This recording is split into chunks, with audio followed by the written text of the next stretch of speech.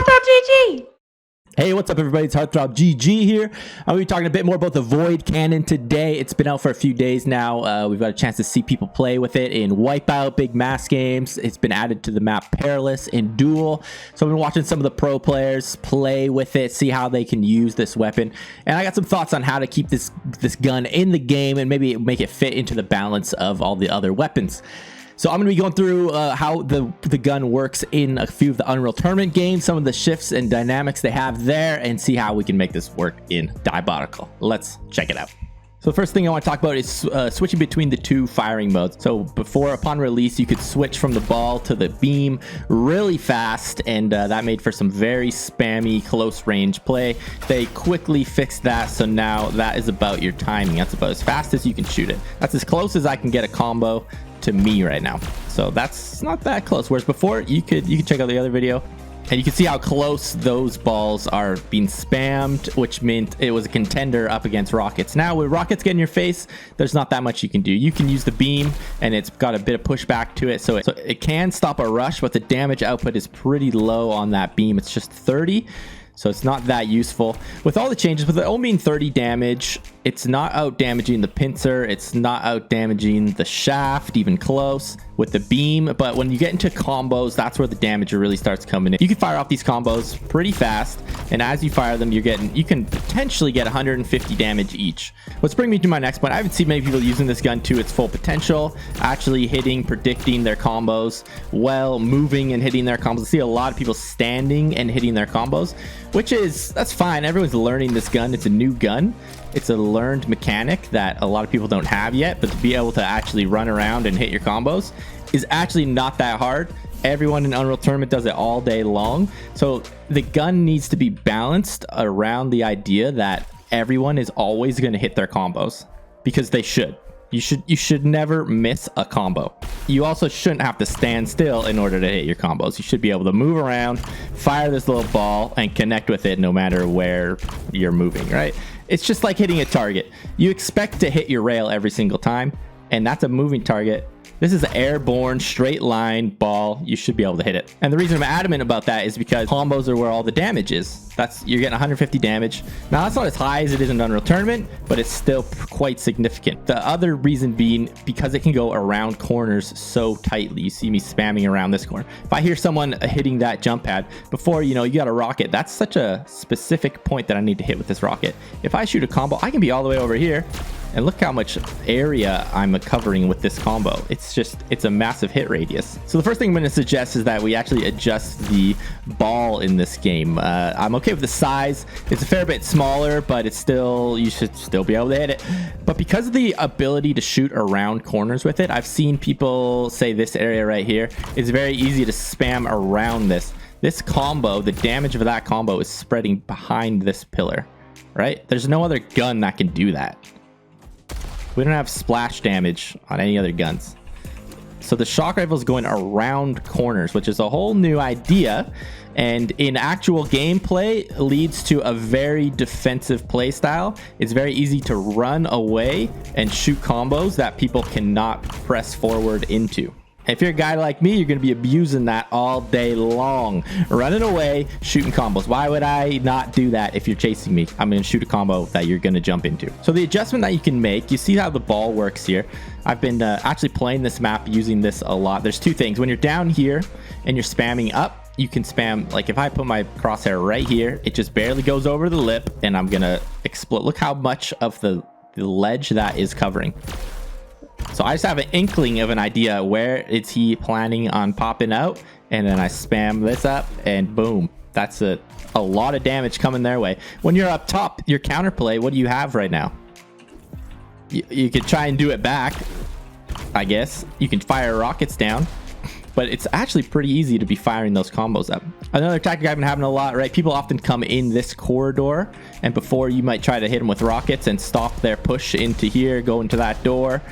Doing that with combos is quite easy because look how the ball just clips, and the area that it can affect because of the way that it's clipping. So I'm going to show you what the ball operates like in UT4 and UT2K4 because I think we can adjust it and it's going to make for better gameplay. So this is Unreal Tournament 2004. This is my game. You know that because my name in Diabotical is Hatebreed 2K4. So you know this is my game. It's that obvious. You see 2K4 in someone's name, you know that they like this game. So anyway, so what I wanted to get at with this one is the way that the core works. You see the ball, it's decent size, definitely bigger than Diabotical. Maybe the same as UT4. I'm not that concerned with it. But the big difference here is that it will not go around corners nearly as smoothly. The core has a higher collision to it. I have to give that much space. Otherwise, you start hitting this wall. Same with shooting it down a line, right? You got no option. You'd have to shoot over there. And it's just not quite as tight that way. The reason I think this is important is because if you're dancing around a pillar and you're shooting like this, it's just you can't get as tight around the corner. So it makes for a little bit harder to use the weapon, but a little bit more counterplay to it. Another reason being, if I'm going to be, say, setting a trap, I think they're coming up this way. If it's pixel perfect, I could shoot right here. I can't in this game, and that would give my combo, it would be way over this edge and the explosion would cover so much unseen area for me. Whereas if I shoot up here, right, it's not quite going down as far. I can see almost where the whole combo is, which means I can be shot back. That's the big point here, is if it's going around corners, it leads for a style of gameplay where you can just shoot without being seen.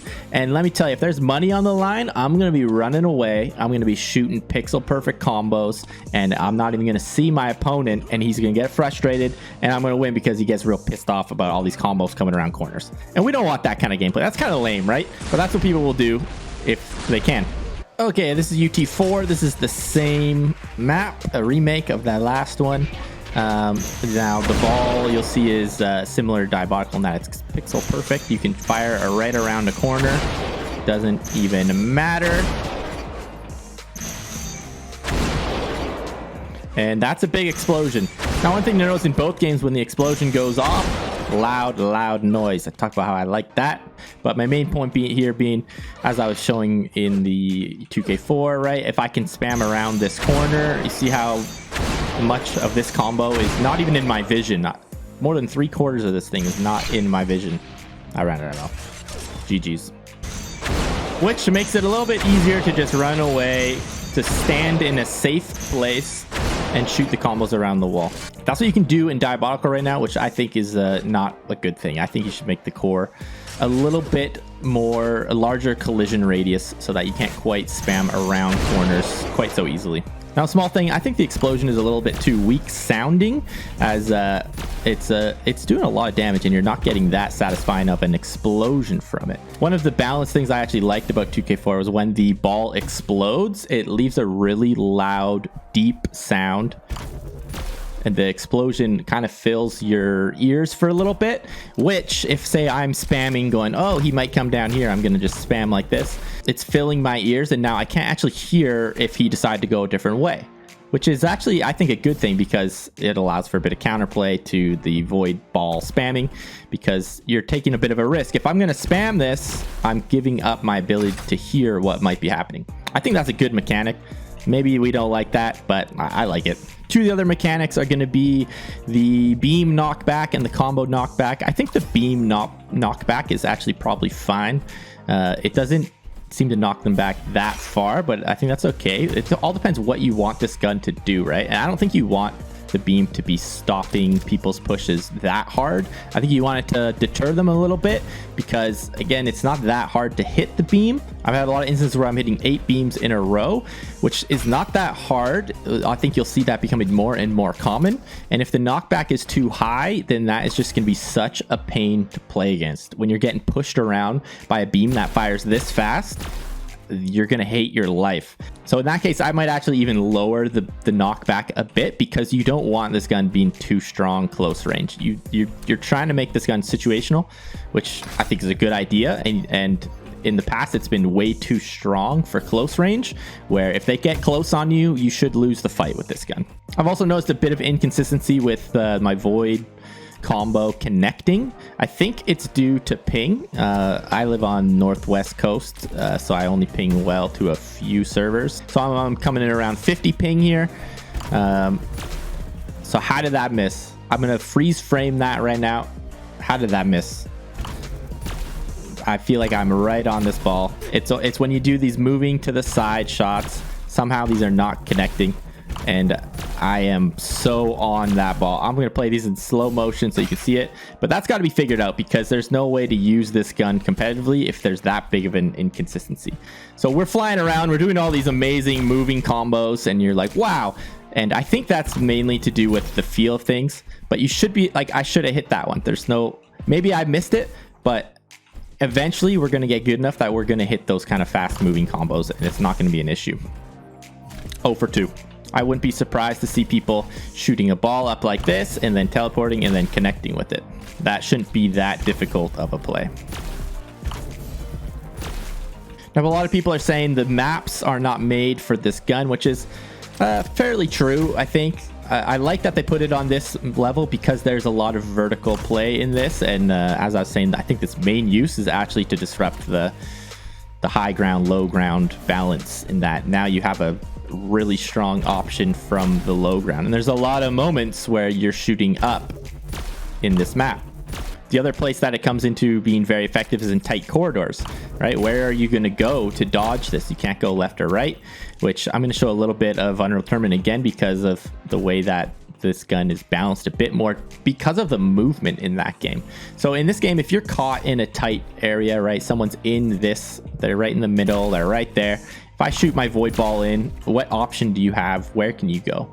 Nowhere really. You can go forward or back, that's about it, but this combo is such a big radius that it's filling almost that whole space, so they can go forward or back. How do you go forward or back fast? You can run back, you can run forward. I'm assuming your dodge is not up because you're already in a fight, or you've already been tagged with a beam or something like that. So maybe you're flying in and you got the option to dodge back. Maybe, I don't know, I don't see that happen that often.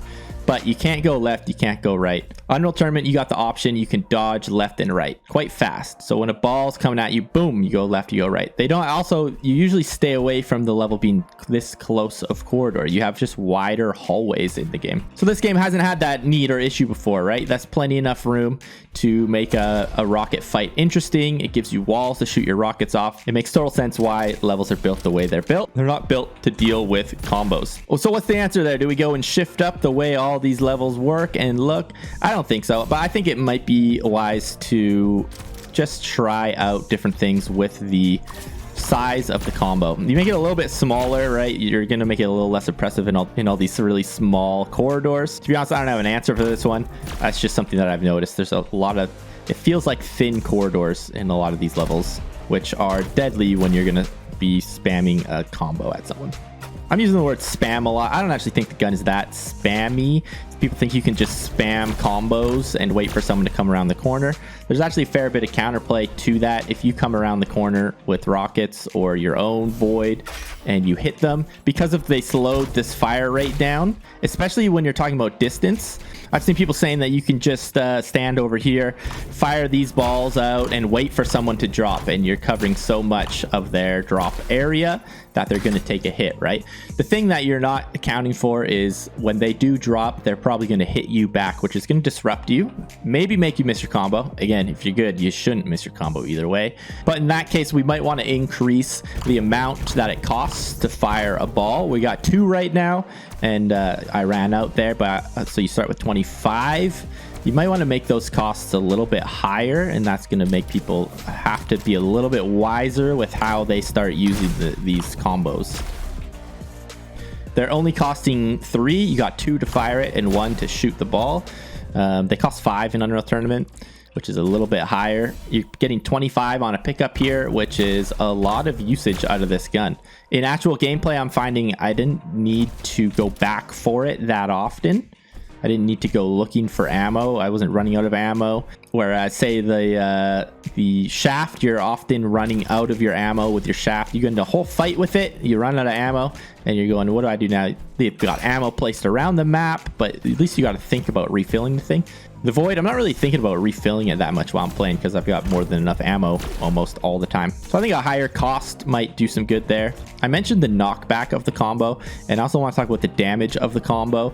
The knockback is, I think it's actually. I don't see it being too powerful. I don't see it flying people around, but it is pretty exciting when you hit someone and it really disrupts what they were about to do. I think that's the point. And the point that I'm seeing here is that they're making the gun a lot more combo heavy. The beam, not very good. The ball, absolute trash unless you combo it.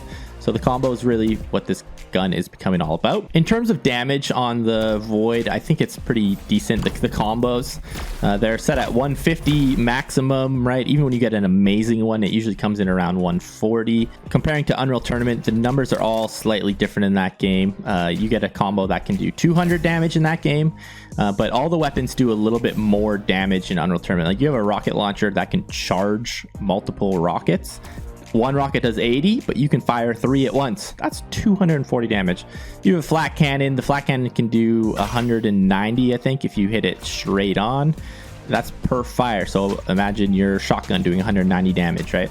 So the numbers are all a little bit higher, but that game, because of the movement, it's just a bit harder to hit everything, which is where I think the balance comes in there. It's a bit harder to hit, but the damage is higher. So in this game, it's a little bit easier to hit, then the damage is a little bit lower. So that makes sense to me. And my final thought is, obviously, we're getting a lot of mixed reviews. A lot of people are saying, get this gun out of here. This gun belongs to Unreal Tournament. Me being an Unreal Tournament player, obviously, I'm in favor of this gun. I like the gun. Whether it stays or not, we'll see. But the shaft, the rockets, the pincer, these are 3 guns that people have mastered these guns. So coming from Unreal Tournament into Diabotical, sure, everyone knows how to use these guns. And to be honest, everybody has a better shaft than me. I haven't had to trace someone in a game before, so that's a new skill that I'm having to learn. But I probably have a better void cannon than most people because I've played that with this gun for a long time, so I know how to use it. So it's a learned skill. So you're against learning a new skill, that's fine. I think you should try it out. In my opinion, the two are suited very similarly. In Unreal Tournament, you have a gun that's almost identical to the pincer. You've got hit scan, it does 70 damage. You've got rockets, you've got flat cannon, which is actually better than rockets in that game. And they're your close range weapon. So in the same idea, you have your long max range weapon, you have a close range weapon, and then you have your mid range. So we got shaft for mid range here, but we had the shot rifle in Unreal Tournament. So now we kind of have 2 mid range options. I think it's great that there's more options. If you're good with the shaft, go ahead, keep using the shaft. If you're good with the void cannon, now you got another option. And I think the maps are not initially thought out to include this gun, so they might need some tweaking that way. But honestly, I don't think they're that horrible. I think the gun fits fine into these maps as they are. You just have to learn how to avoid where the combos are going to be coming from. And lastly, I like it as another option. I think the more guns we get in the game, the more options away from the Trinity, I think is a good idea. I think it makes for more interesting gameplay. If you only got 3 guns, 3 situations, it's just obvious which one you should use. I like to see, hey, I didn't see that coming. I didn't expect that weapon to be used here. It ended up being strong. I think that's entertaining. So if you like the video, hit me with a subscribe. Let me know what you think in the comments about the gun, about my thoughts on the gun, and I'll see you guys later.